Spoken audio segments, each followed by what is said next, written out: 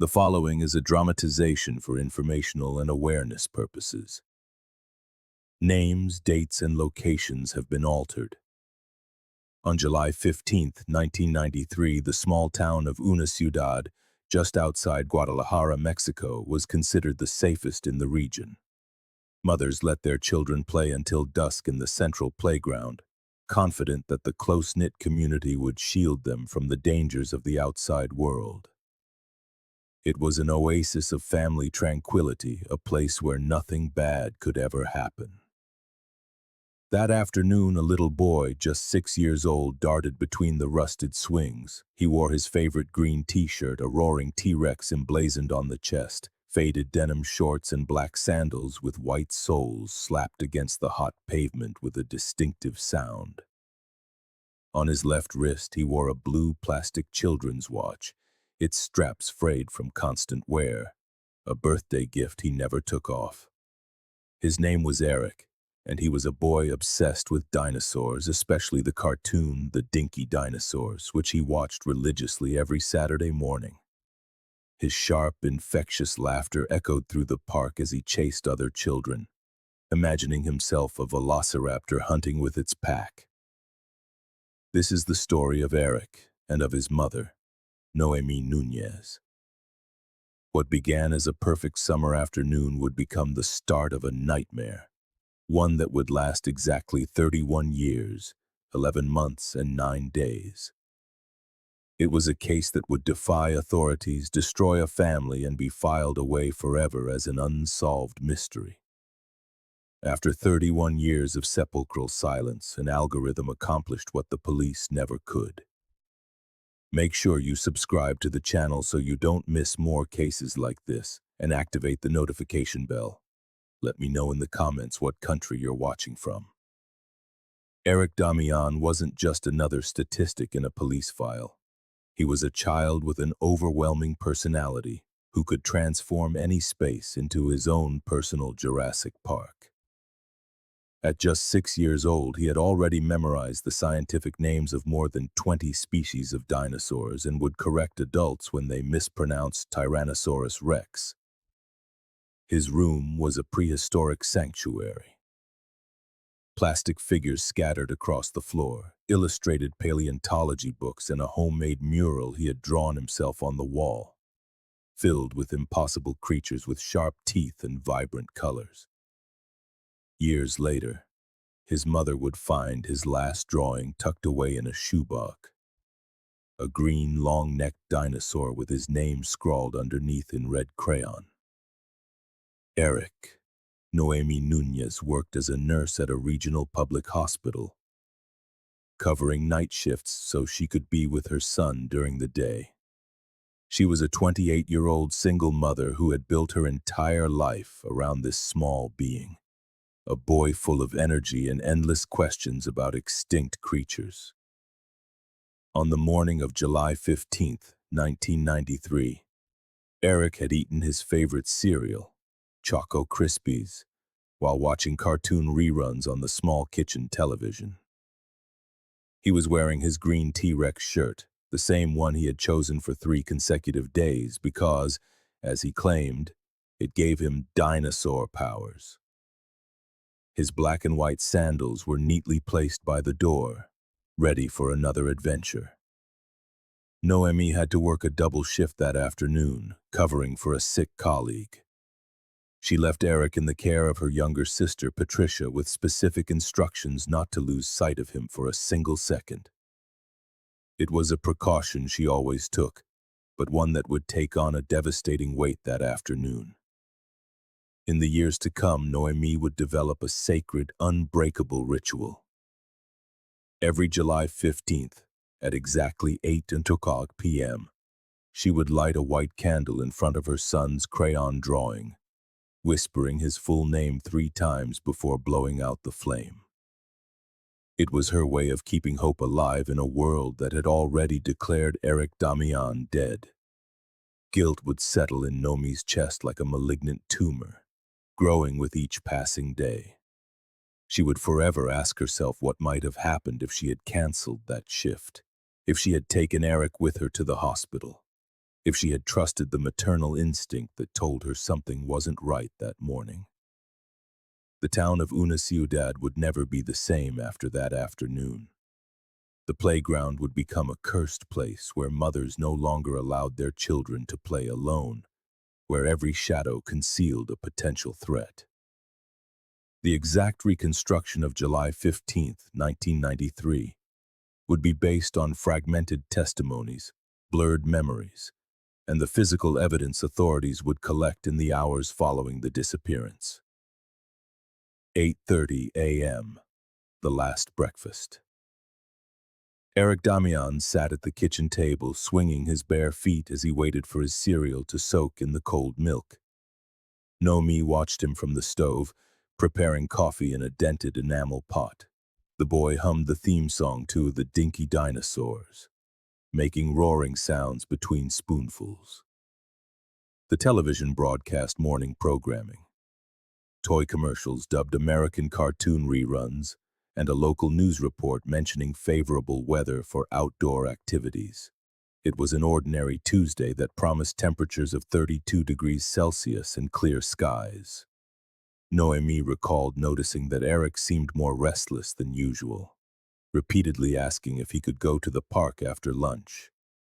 It was a routine request, but that morning he made it with a particular insistence that his mother would, years later, interpret as a child's premonition. 1:15 p.m. The last confirmed sighting. Patricia, Eric's aunt, arrived punctually at 1:01 p.m. to look after the boy. Noemí left for the hospital after giving her detailed instructions. Lunch was prepared in the refrigerator, the emergency number was taped to the door, and the unbreakable rule was to not let Eric out of her sight for even a second. At 1:15 p.m., several neighbors confirmed seeing the boy at the playground, playing with a group of 4 other children of similar ages. He was wearing a red cap he had grabbed from the house with his full name, Eric, embroidered on the inner tag. Witnesses described a completely normal scene. Children running between swings, shouting and laughing under the relentless afternoon sun. Eric seemed to be leading a game where he was a carnivorous dinosaur, chasing a group of terrified herbivores. Patricia had sat down on a nearby bench, chatting with other neighborhood mothers about trivial matters. The rising price of gas, the new bakery that had opened on the corner, rumors of a possible expansion of the playground. 2:00 p.m., the exact moment. At exactly 2:00 p.m., Patricia lost sight of Eric Damián. She would later state that she had only glanced away for an instant to talk to a neighbor about a recipe, but when she looked back at the play area, the boy had completely vanished. The other children confirmed that Eric had been with them just minutes before, but none could say precisely when or where he had gone. Some mentioned seeing a small figure running towards the bushes that bordered the park, but they couldn't confirm if it was Eric. The initial search was chaotic and desperate. Patricia scoured every corner of the park, screaming the boy's name as panic tightened in her chest. Other neighbors spontaneously joined the search, checking every possible hiding place, public restrooms, maintenance areas, the spaces between buildings. At 2:30 p.m., when it was clear Eric was nowhere in the vicinity, Patricia made the most difficult decision of her life. She called her sister at the hospital. 3:40 p.m., the call that changed everything. Noemí was attending to a patient in the emergency room when the call came through the hospital's internal system. Patricia's voice, broken by sobs, was barely comprehensible over the static-filled line. The nurse who took the call later described the moment Noemí received the news. The color instantly drained from her face, her legs grew so weak she nearly collapsed, and a choked scream escaped her throat before she could control it. Noemí left the hospital without finishing her shift, running to the parking lot while dialing numbers on her brick-like cell phone, trying to coordinate a wider search. The 45-minute drive back to Una Ciudad felt like an eternity. Along the way, her mind processed terrible possibilities: abduction, an accident, or that he had simply run off, deciding to search for real dinosaurs on his own. Every red light was torture. Every minute lost reduced the chances of finding her son alive. When she arrived in the neighborhood at 4:25 p.m., she found a crowd of neighbors organizing impromptu search parties. Some had brought flashlights and walkie-talkies. Others carried recent photographs of Eric to show passers-by and local shopkeepers. The police wouldn't arrive until 6 o'clock p.m., 4 crucial hours after the disappearance. The official response to Eric's disappearance exemplified everything that could go wrong in a criminal investigation. The first 72 hours, considered critical in any missing person case, were squandered by a lethal combination of bureaucratic incompetence, social prejudice, and institutional neglect. When the municipal police finally arrived in Una Ciudad at 6 o'clock p.m. on July 15th, the officer in charge, according to the official file, immediately classified the case as a voluntary runaway minor. He based this on the statistic that 78% of child disappearances were resolved by the child's spontaneous return within the next 48 hours. This initial classification doomed the investigation from the start. No immediate search protocol was activated. The area was not cordoned off as a potential crime scene, and detailed statements were not taken from witnesses while their memories were still fresh. According to the official file, no formal alert was issued until 96 hours had passed. False lead number 1. The man in the white van. On July 17th, 2 days after the disappearance, a local elementary school teacher reported seeing a man of about 40, with a stocky build and dark hair, watching children from a white van parked in front of the school. The description was so generic it could have applied to thousands of men in Guadalajara, but it became the primary line of investigation for 3 weeks. Patrols were dispatched to locate similar vehicles. Owners of white vans within a 50-kilometer radius were questioned, and composite sketches were drawn that never matched between different testimonies. The lead evaporated when it was discovered that the man in question was a father who had been waiting for his daughter, who attended tutoring classes at the same school. His alibi was fully verified, but by then valuable weeks had been lost chasing a dead end. False lead number 2, the call from Tepic. On July 23rd, 8 days after the disappearance, the emergency line received an anonymous call from Tepic, Nayarit. A male voice, deliberately distorted, claimed to have seen a boy matching Eric's description in a local market, accompanied by a couple who did not seem to be his parents. The call triggered an immediate mobilization of resources to Tepic. A team of investigators traveled 300 kilometers to follow the lead, questioning market vendors and reviewing low-quality security footage. After 4 days of intensive investigation, it was determined that the call had been a cruel prank. The telephone company's analysis revealed the call had originated from a payphone in Guadalajara, not Tepic. Someone had decided to torture a desperate family with false hope. False lead number 3, the suspect with a history. In August 1993, the investigation focused on Rodolfo, a 35-year-old man with a history of child sexual abuse who lived 15 blocks from the park where Eric disappeared. Rodolfo had recently been released after serving a 3-year sentence for crimes against minors. The geographical proximity and criminal profile made him the prime suspect. He was arrested, interrogated for 48 hours, and subjected to extreme psychological pressure to elicit a confession. His apartment was meticulously searched for physical evidence connecting him to the disappearance. However, Rodolfo had a solid alibi. On July 15th, he had been at a medical appointment at the civil hospital, documented by medical records and testimony from health staff. Furthermore, in 2001, when DNA testing became more accessible, A sample taken from Rodolfo was compared with evidence collected at the original scene, definitively ruling him out as a suspect. The obsession with Rodolfo had consumed months of investigation and limited resources, while any real leads grew cold and useless. The investigation declines.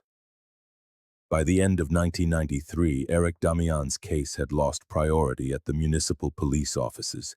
New cases were constantly arriving, and limited human resources forced them to concentrate on more recent crimes with better chances of resolution. The file filled up with routine, unsubstantial reports, verifications of anonymous tips that led nowhere, repetitive interviews with the same witnesses who no longer remembered additional details, and bureaucratic follow-ups on investigations that had lost direction months ago. Noemí visited the police station weekly, pleading for updates that never came. The officers received her with professional courtesy, but it was clear they considered the case a lost cause. Sometimes they would suggest she move on with her life, that she should have more children. Leave your opinion in the comments about how technology can help in investigations. As I continue with the years of anguish that followed, if this story is impacting you, please give it a like so more people can learn about this case. The years following Eric Damián's disappearance became a succession of renewed hopes and devastating disappointments for Noemí Núñez. Each false lead, each prank call, each mistaken sighting plunged her deeper into an emotional limbo where hope and despair alternated like the tides. 1994. The failed poster campaign. As the first anniversary of the disappearance approached, Noemí decided to take charge of the search herself. Using her limited savings and donations from relatives, she had 2,000 posters printed with the most recent photograph of Eric, taken just a week before he vanished. The posters showed a smiling boy in a blue plaid shirt. The text read, "Have you seen this child, Eric?" He was 6 years old, missing since July 15th, 1993. Any information, please call 5555-5555. For weeks, Noemí plastered these posters on every visible surface in Guadalajara and the surrounding towns, on lampposts and bus stops, in schools and storefronts. Her sister Patricia was her constant shadow on those draining journeys, which began at dawn and didn't end until long after the sun had set. The response was overwhelming but ultimately useless. Noemí's phone line was flooded with calls from people who thought they had seen Eric in impossible places: Mexico City, Tijuana, even the United States. Each call had to be verified. Each tip demanded time and resources that Noemí simply didn't have. After 6 months, not a single reliable lead had emerged. The posters had faded under the relentless sun. Others were covered by commercial advertisements or torn down by city workers. The campaign, born of desperation, slowly vanished without a trace. 5 years later, in March of 1998, a false hope bloomed in Chiapas. Noemí received the kind of call she had been praying for. A social worker from San Cristobal de las Casas reported finding a boy, about 11 years old, wandering the streets with no memory of who he was or where he came from. The physical description was a startling match to projections of what Eric might look like at that age. Medium height, slender build, dark brown hair. He even had a small scar on his left knee, identical to an injury Eric had suffered just months before he disappeared. Carrying photographs, medical records, and a renewed hope she hadn't felt in years, Noemí immediately traveled to Chiapas. The 12-hour bus ride felt eternal, a blur of silent prayers and vivid daydreams of being reunited with her son. But when she arrived at the shelter and saw the boy, she was struck by a brutal emotional shock. He bore a remarkable physical resemblance to Eric, but something in his eyes, in the way he moved, in his reaction to seeing her, told her instantly that he was not her son. A DNA test requested despite her maternal certainty only confirmed what her heart already knew. The boy was an indigenous child who had lost his family during regional conflicts, with no connection to Eric Damián at all. The journey back to Guadalajara was far more painful than the one that had brought her there. She had allowed hope to blossom again, only to watch it be crushed by an unforgiving reality. In 2007, a frustrated dream took the form of a documentary. An independent production company contacted Noemí, interested in telling Eric's story as part of a series on Mexico's unsolved disappearances. The proposal promised national exposure, professional investigative resources, and the chance to generate new leads. Noemí agreed, believing that after 14 years of silence, media attention could be the key. She spent weeks in interviews, providing family photos and official documents, revisiting the significant places of his disappearance as cameras documented her every move. The producer promised the documentary would air during prime time on a major national channel. For months, Noemí waited. Her hope rekindled every time the phone rang, imagining it was news of the premiere date. The documentary was never made. The production company lost its primary funding when its distributor canceled the entire series, deciding that stories of disappearances didn't generate enough ratings to justify the investment. Noemí learned of the cancellation through a curt, impersonal phone call from a production assistant. By 2016, the rise of social media offered a new avenue. Noemí created a Facebook page titled, "Searching for My Son Eric Damián, Missing 23 Years." She posted photographs, updates on potential leads, and her own reflections on the fruitless search. The page initially drew in family and close friends, but it never achieved the viral reach she had hoped for. Her posts would receive between 3 and 15 likes, mostly from the same people who had supported her for decades. Noemí taught herself the basics, sharing posts in groups for missing people, using relevant hashtags, tagging locations. She spent hours each night connecting with other families in similar situations, building a network of mutual support that provided emotional comfort, but few practical results. The page became a digital diary of her persistent sorrow. She would post a message every July 15th, on every one of Eric's birthdays, every Christmas, imagining what it would be like to celebrate with her adult son. These were the posts that generated the most interaction, but virtual compassion never translated into useful clues. On November 20th, 2018, 25 years after her son vanished, Noemí received the official notice she had been dreading for decades. The Jalisco Attorney General's office informed her that Eric's case was being officially archived as an unsolved disappearance. All leads exhausted. The official document, filled with bureaucratic jargon and illegible signatures, explained that after a quarter-century of intermittent investigation, there were no active lines of inquiry to justify keeping the case open. The department's limited resources, it stated, would be redirected to more recent cases with a better chance of resolution. Decades of police reports, testimonies, photographs, and documents, the sum total of a mother's life's most important search, were filed away in a dusty cardboard box. On it, a handwritten label read, "Eric, possible transfer." For the authorities, Eric Damián had officially become a statistic. For Noemí, he was still the 6-year-old boy who made dinosaur noises while eating his cereal, the child she had carried in her womb, who had taken his first steps in her living room, who had drawn green dinosaurs with red crayons.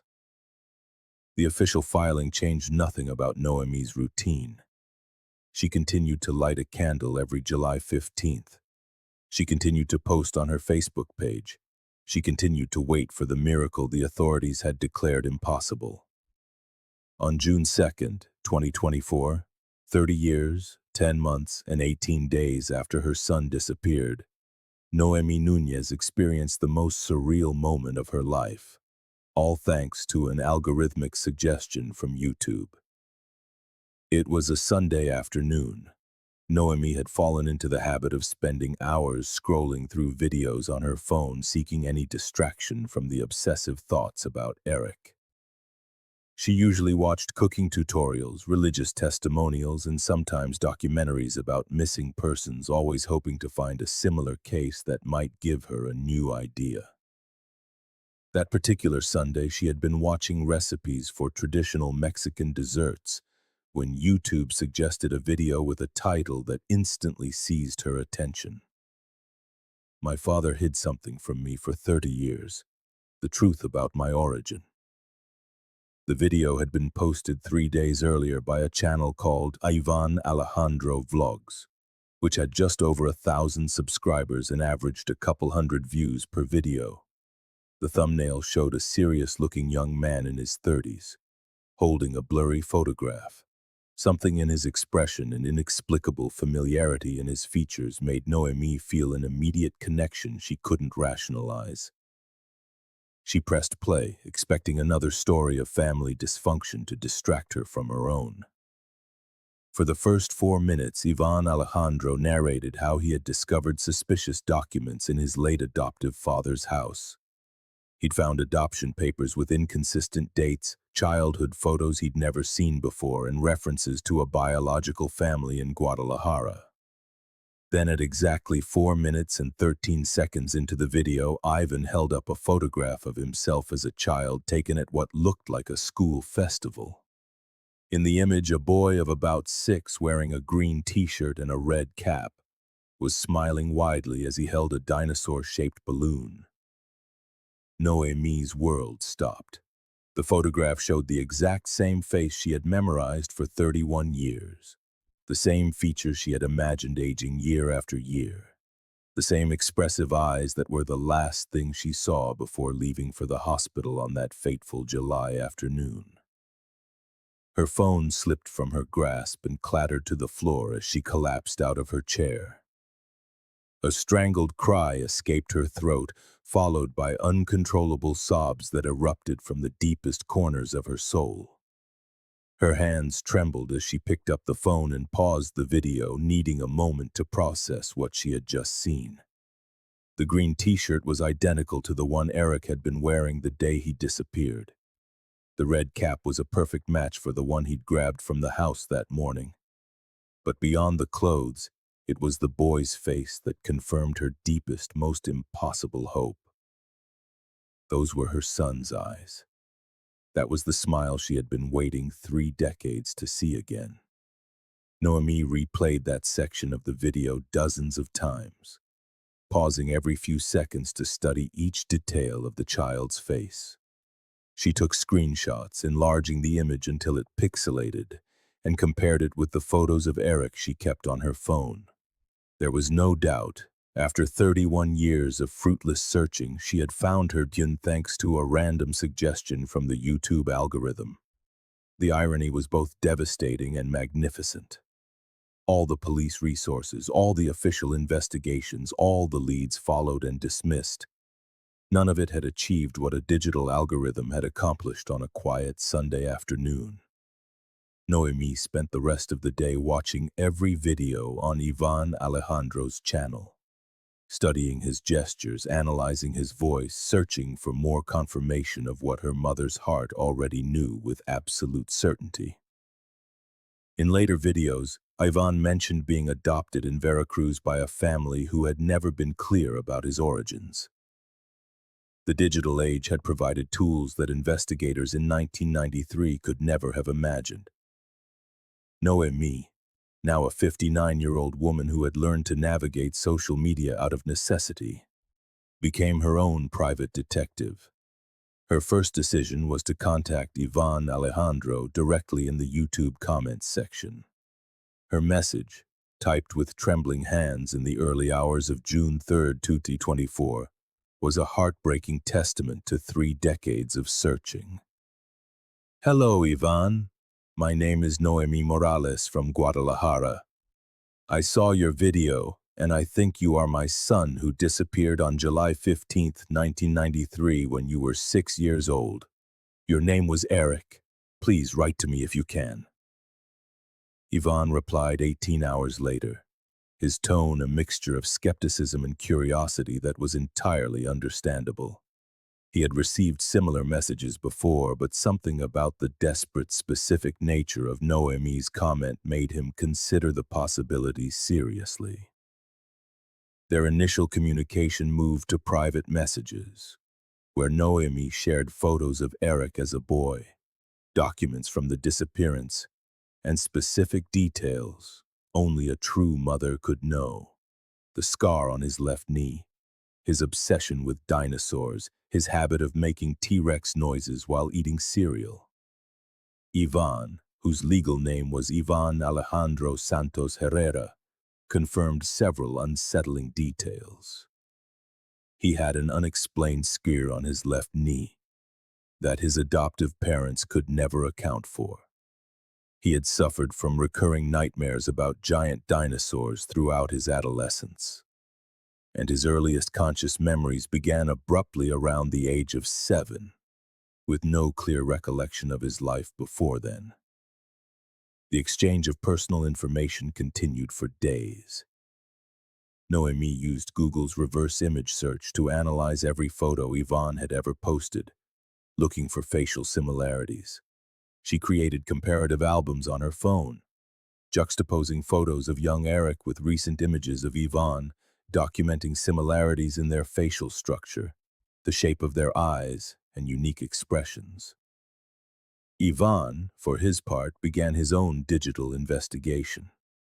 He used specialized search engines to comb through 1993 news archives, finding scarce but confirming reports of a missing boy in Guadalajara that matched the dates and details Noemí had provided. Facial recognition technology, available on free mobile apps, provided preliminary analyses that suggested a probable link between the photos of young Eric and adult Ivan. While not legally valid, the results lent more weight to their growing suspicions. On June 10, 2024, they decided to meet in person at a neutral cafe in Guadalajara. Ivan documented the meeting on his phone, creating a visual record of the most important moment of both their lives. When Noemí saw Ivan walk toward her table, she felt a visceral recognition that transcended all logic. At 37, Ivan had the exact features she had always imagined an adult Eric would have. The same slightly stooped way of walking, the same expressive hand gestures, the same way of tilting his head when he listened intently. Their conversation lasted for 6 uninterrupted hours. Eva narrated fragmented memories that aligned perfectly with Noemí's: a house with a small garden, the smell of fresh coffee in the mornings, a woman who sang while she cooked. They were details no imposter could have invented with such emotional precision. During their meeting, Ivan showed her digital photos from his childhood in Veracruz, scanned from old family albums. One photograph in particular caught Noemí's immediate attention. Ivan at 8 years old, wearing a t-shirt similar to the ones Eric used to love, flashing a smile identical to the one she remembered. Technology also allowed them to verify details that would have been impossible to confirm in 1993.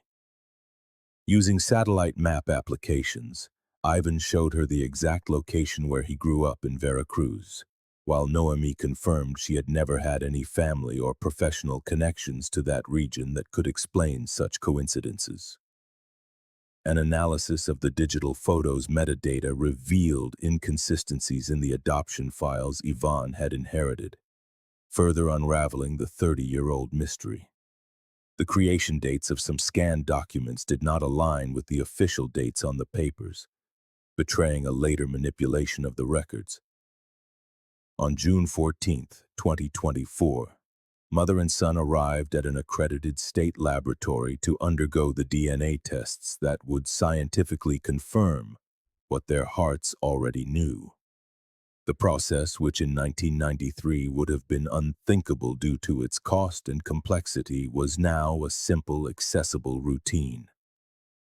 A saliva sample was collected in sterile tubes, each labeled with a numeric code to protect the participants' identities.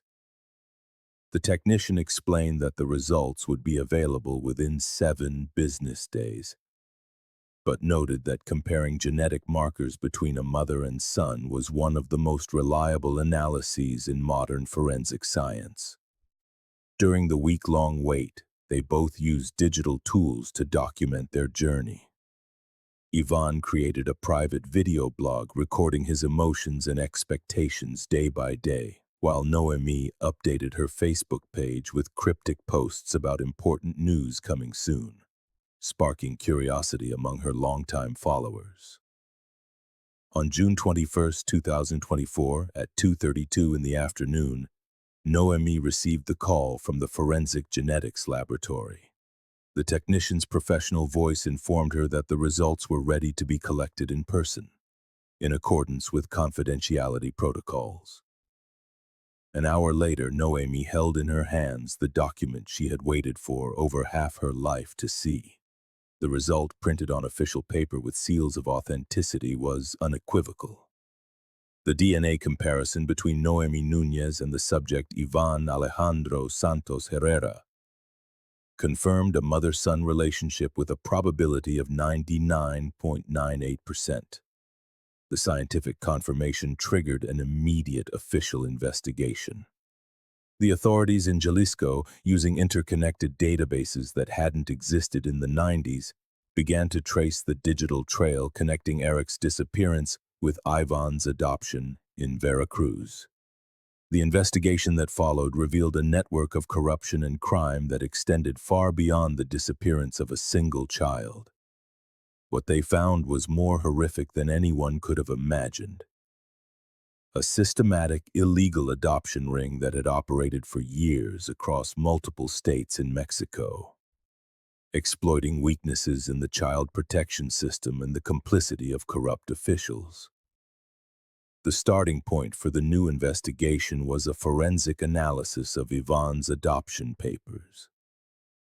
Experts from a state forensic institute determined that the birth certificate had been professionally altered, using techniques that required access to official stationery and specialized knowledge of bureaucratic procedures. The date of birth had been changed from 1987 to 1983. Creating a time discrepancy that concealed Ivan's true age at the time of his adoption. More disturbing still, the signature of the official who had authorized the adoption matched that of a doctor who had worked at the General Hospital of Guadalajara during the 1990s, a Dr. Marcelino Tapia. The connection was no coincidence. Investigators discovered that Dr. Tapia had been a direct colleague of Noemí's at the very hospital where she worked as a nurse in the early 90s.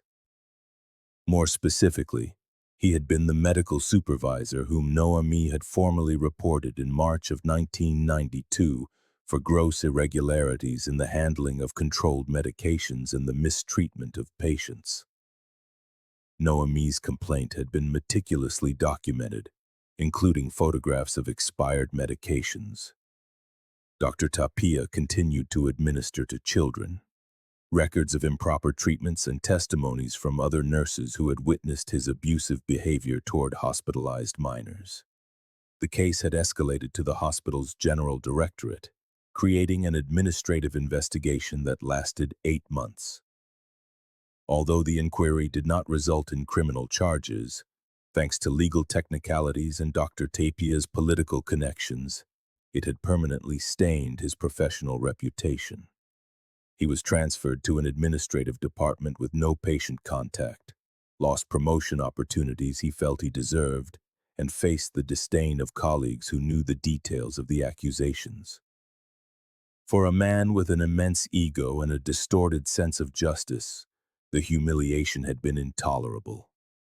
In his home, investigators found a handwritten notebook where he had obsessively documented every negative consequence he attributed to Noemí's complaint. lost promotions, rescinded social invitations, derogatory comments from other doctors. His revenge had been meticulously planned for over a year.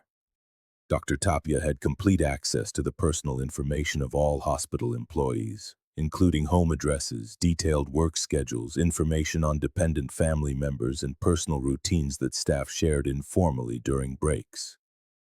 He knew exactly when Noemí worked double shifts, knew the days she left Eric in her sister's care, and had discreetly observed the family's patterns for months. This information allowed him to identify the moment of maximum vulnerability to execute his plan. His connection to the illegal adoption ring was established through contacts he had cultivated over decades of medical practice. His network included corrupt officials in civil registry offices, social workers willing to falsify reports, and transporters who specialized in the discreet movement of children. It also included wealthy families who paid exorbitant sums to adopt children without asking uncomfortable questions about their origins. The plan to make Eric disappear involved multiple conspirators. An accomplice had watched the playground for weeks, identifying patterns of supervision and predictable moments of distraction. Dr. Tapia had provided medication that would keep the child calm during transport without causing permanent harm, but which would affect his short-term memory. Within 36 hours of his disappearance, Eric was transported from Guadalajara to Veracruz in a private vehicle rented by Dr. Tapia using falsified medical documentation. During the journey, he was kept sedated with substances that erased his memory of the traumatic events while preserving his basic cognitive functions. The transformation of Eric into Ivan was executed with surgical precision. His hair was cut and dyed. He was given entirely new clothes and was repeatedly instructed on his new identity. The forged documents were created by a specialized operation with illicit access to government records and administrative processes. The falsified birth certificate showed that Ivan had been born in Veracruz to parents who had died in a car accident, creating a tragic but believable story that explained his availability for adoption. The adoptive family, the Santos Herreras, had been carefully selected for their economic and social profile. They were upper-middle-class professionals with no biological children, with the financial resources to pay the network's exorbitant fees, but without the political or investigative connections that might lead them to ask dangerous questions. They had paid a fortune to adopt an orphaned boy with seemingly legal paperwork and medical certificates guaranteeing his health. They never suspected they were unwitting participants in a criminal operation that had shattered a family. To cover his tracks, Dr. Tapia had also created a fraudulent death certificate for Eric, reporting that he had died in a car accident on a rural highway on September 2, 1993. The document included forged signatures of municipal officials and official seals stolen from government offices. This certificate was never officially presented to Noemí or investigators, but it existed in secret hospital archives as a fail-safe in case anyone ever asked specific questions about the missing boy's fate. The criminal network had operated with a sophistication that exploited the technological limitations of the 1990s. Communication between states was slow, government databases were not interconnected, and verification procedures relied on physical documents that were relatively easy to forge. The investigation also revealed that Eric was not the only child victimized by this network. Between 1990 and 1998, at least 17 other minors had disappeared under suspiciously similar circumstances across 4 different states. All came from working-class families, and all were later adopted by families in other states through falsified documentation. The pattern repeated itself systematically. Children vanished. Initial police investigations classified them as runaways, and after fruitless searches, the cases were archived as unsolved mysteries. Meanwhile, the children reappeared in distant states with new identities, and with adoptive families who had no idea of their involuntary role in a crime. The truth was more disturbing than any theory Noemí had considered during 31 years of desperate searching. Her son had not been the victim of a random abduction. He had been deliberately stolen by someone who knew her life intimately, someone who had planned the perfect revenge to take away the one thing she loved most, while ensuring she could never find him. A child's life does not end the day they disappear, but the day someone decides to rewrite their identity. For Noemí, the full revelation of the truth was simultaneously liberating and devastating. She finally had answers after 3 decades of torturous uncertainty, but those answers revealed that her son had been the victim of a calculated personal betrayal that made the crime infinitely more painful. The trial against Dr. Marcelino Tapia and his accomplices began on August 12, 2024. Exactly 31 years and 28 days after Eric's disappearance. The state courtroom was filled with national journalists, human rights activists, and families of other victims identified from the illegal adoption ring. The legal proceedings were complicated by the principal defendant's deteriorated state. Dr. Tapia, now 71 and suffering from considerable neurological damage from a self-harm attempt at the time of his arrest, required constant medical assistance and had only limited periods of lucidity. However, the evidence gathered over 8 months of intensive investigation was overwhelming. The forged documents, the detailed testimonies of accomplices who cooperated for reduced sentences, the DNA tests confirming the identities of multiple victims, and the bank records documenting million-dollar transactions, built an irrefutable case.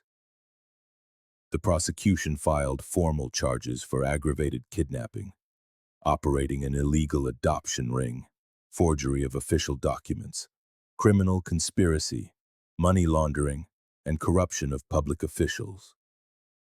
The most impactful testimony of the trial was provided by Ivan, who described in emotional detail the traumatic fragments of memory he had recovered during months of intensive therapy. He remembered waking up confused in unfamiliar places, terrified and disoriented, surrounded by strange adults who persistently called him by a different name. On November 28, 2024, the judge delivered a historic sentence.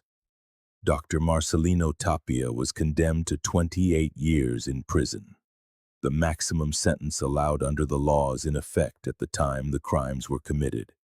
Additionally, he was ordered to pay substantial financial reparations to all the identified victims and their shattered families. On July 24, 2024, exactly 31 years after the original disappearance, Noemí and Ivan met in the same park where their family's tragedy had begun. The reunion was deliberately private, with no cameras or observers. Just a mother and her grown son carefully reclaiming a time that had been stolen from them forever. After 3 decades of silence, an algorithm had returned a son to his mother. But more importantly, it had proven that it is never too late for the truth to finally come to light.